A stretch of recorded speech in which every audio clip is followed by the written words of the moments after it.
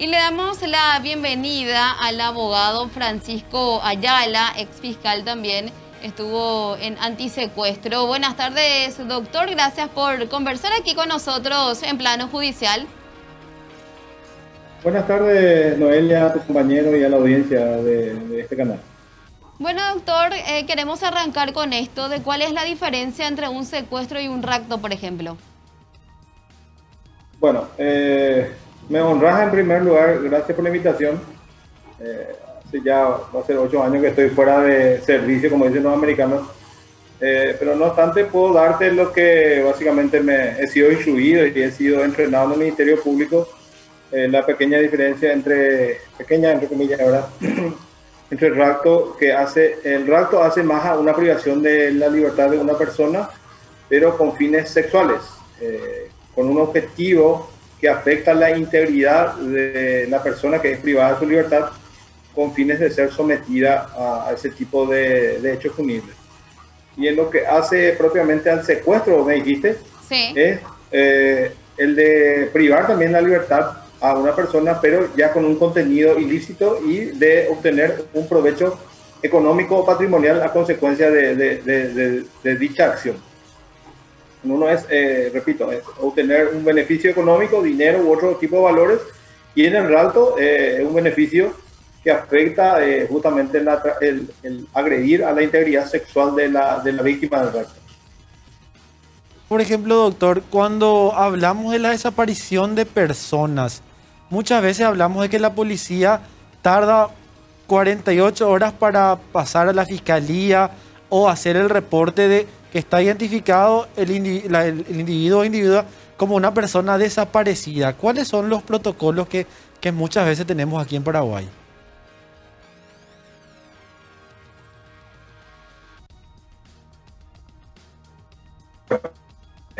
Voy a hablar de lo que fue mi experiencia en la época que, disculpame que habla el libro mi libro de anécdotas profesionales, pero en la época en que yo Adelante, doctor.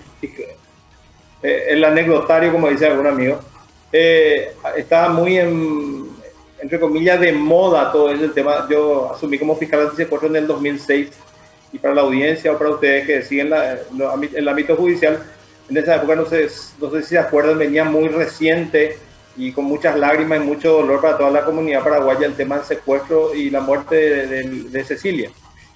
Y también en ese año que hubo una catarata de hechos de secuestro en la zona de Ciudad del Este. Entonces, teníamos, por decirlo así, casi hasta inclusive gente que simulaba su secuestro, pero voy a responder tu pregunta. Particularmente en ese entonces, éramos instruidos por los superiores de que ante cualquier denuncia de una persona que haya perdido el ritmo habitual de actividades de su círculo familiar u hogareño, que nosotros como agentes fiscales deberíamos inmediatamente dar las directivas al departamento de antisecuestro o a cualquier otra unidad policial para que se inicien las investigaciones, inclusive con una comunicación directa al propio comandante de la Policía Nacional, para que esto pueda canalizarse a cualquier dependencia pública o privada en el hipotético caso de que si bien es cierto no había una información o un hecho o una llamada que eventualmente la persona que pudiera estar privada de su libertad en algún control o en alguna situación, ya se podría informar, por ejemplo, por decirlo así, si tuviese algún tipo de encuentro con alguna autoridad policial respecto a esa situación. Y era el primer elemento, y también tratar de rastrear que los agentes policiales, digo bien, contacten con el círculo familiar de la persona desaparecida a fin de conocer si era habitual o no ese tipo de no reporte respecto al movimiento habitual, porque más que menos una persona sabe, lo avisa a su padre, a su madre, a su hermano, a su esposa, a su novia, de que va a realizar tal o cual actividad y tiene una rutina, y cuando esa rutina se veía afectada y era llamativa, entonces se activaba, por decirlo así, el mecanismo de búsqueda y localización como primera alternativa. Y siempre fui un convencido que la Policía Nacional, a través de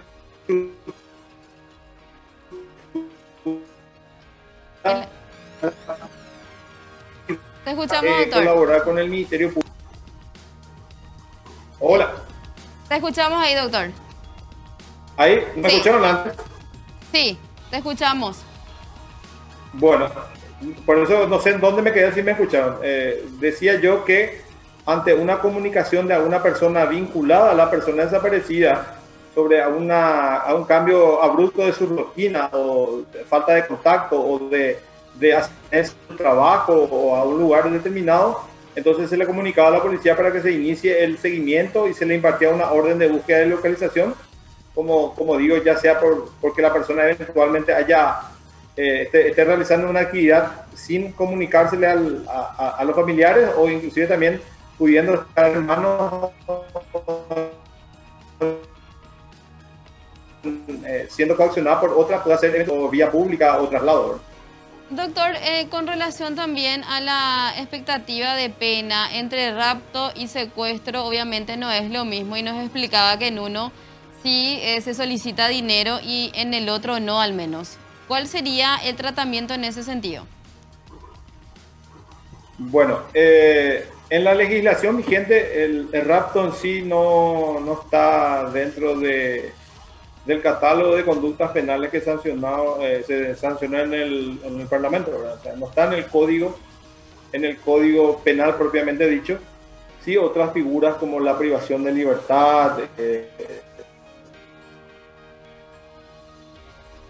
Estamos hablando con el abogado Francisco Ayala. También la violación. Hola.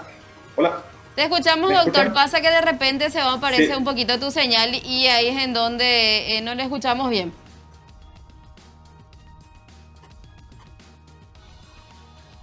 Bueno,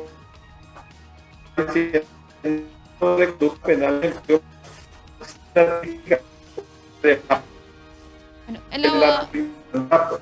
Doctor, vamos a tratar de mejorar esa comunicación. El abogado Francisco Ayala, ex fiscal también de antisecuestro, incluso nos mencionaba de cómo estuvo trabajando en el secuestro en ese entonces, que se trataba del caso de Cecilia Cubas, ¿verdad? Y haciendo también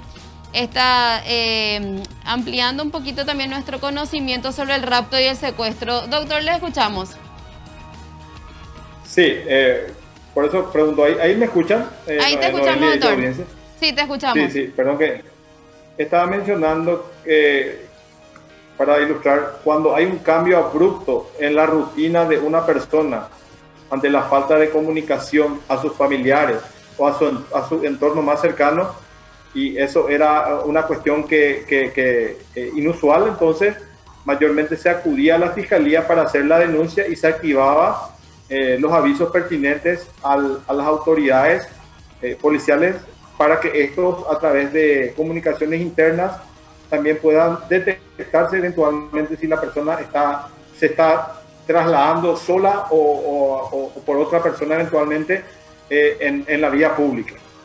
Entonces también si existía otro tipo de información preliminar como una llamada, un pedido de auxilio, un pedido de dinero, entonces se podrían también acudir a otro tipo de diligencias, como es tratar de verificar el movimiento de los teléfonos, verificar si los vehículos de la persona tienen algún tipo de tecnología que eventualmente pueda localizarse en el terreno, y tratar de contactar con todo ese círculo que correspondería a un día normal de la persona desaparecida, ¿verdad? Doctor, usted mencionaba que comenzó sus tareas en el año 2006. Decía justamente en ese tiempo que surgieron varios secuestros. Hablamos ahí de la industria del secuestro, como hoy ya la denominamos, a esos años donde hubo una gran cantidad de plagios, de raptos también que mencionaba recién usted. ¿Cómo se vivió en esos tiempos? Y justamente mi incorporación al Ministerio Público fue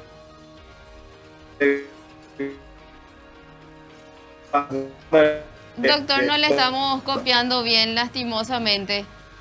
Francisco Ayala, bueno, estamos conversando con él como su experiencia también ex fiscal en la parte de antisecuestro, de cómo venían trabajando, qué protocolo ellos activaban para localizar también a las personas y cuándo empezaban también a involucrar a la Policía Nacional en estos casos.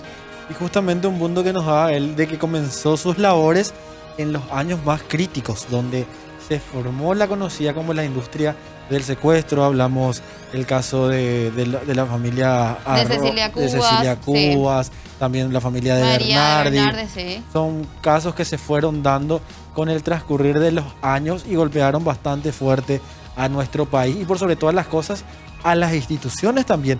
Las instituciones y la debilidad que tenían las mismas para poder hacer frente y para poder investigar estos casos. Algo que arrancaba en ese entonces y todo era, por supuesto, todo muy nuevo. Bueno, se empezó también a investigar y a estudiar la cuestión y ver cómo se iban a tratar estos casos. Hacemos una pausa y ya regresamos.